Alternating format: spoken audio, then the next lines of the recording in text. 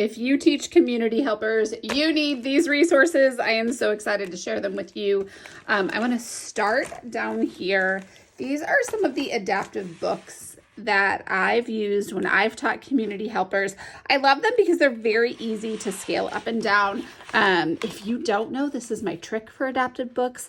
You bind the book like normal, and then the page where all the pieces live, on the very last page of the book, add an extra piece of binding.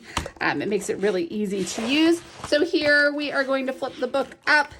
I'm a firefighter. What do I drive? So fun, so engaging. And these pieces are interactive and movable. My students loved these so much, and they would actually take these and they would drive the little vehicles on them and make noises. It was so fun to see them. So this one is just a really great basic skill.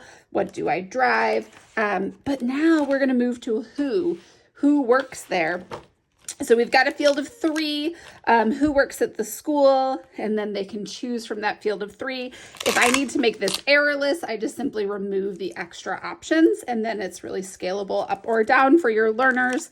And obviously you can make it as difficult as you would like.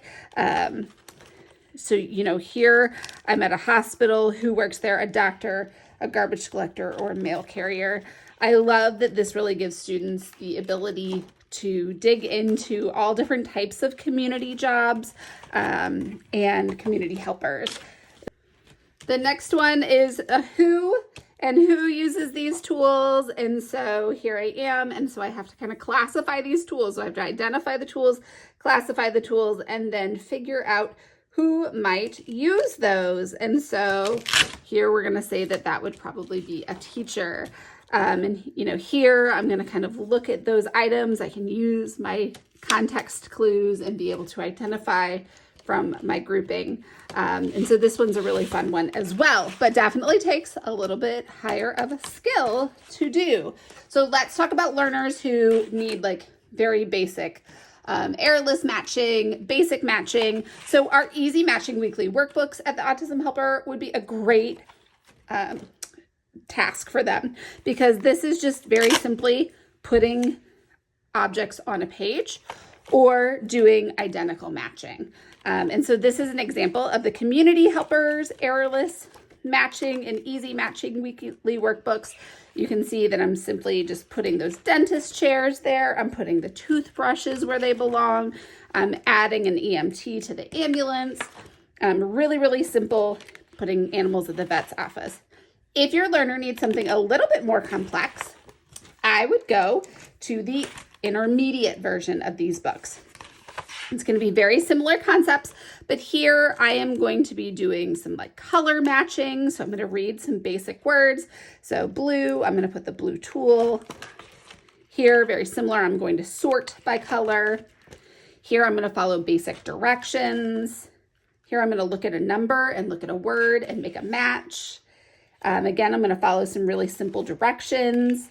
And these are fun and engaging, but really easy to use. If your child or if your students need something a little more difficult than that, the complex versions are going to be great. So here we are looking at prepositions. We're sorting by the item. So is it an animal, produce, or equipment? Here, I'm going to answer questions about the pictures. So here's shelf 1, 2, 3, and 4. Which shelf has the most books? What color is the librarian's sweater? These are tricky questions, but I can use these clues to be able to answer them. Follow more complex directions. Identify beginning letter of words, and then really work upwards of identifying the number and the written word. And so these are just a great way to be able to work on community helpers with a variety of levels within your classroom. The thing about a special education classroom is that there is no one size fits all approach. So being able to have tools like this that will meet learners exactly where they are and be able to work on the skills that they need, it's honestly a lifesaver.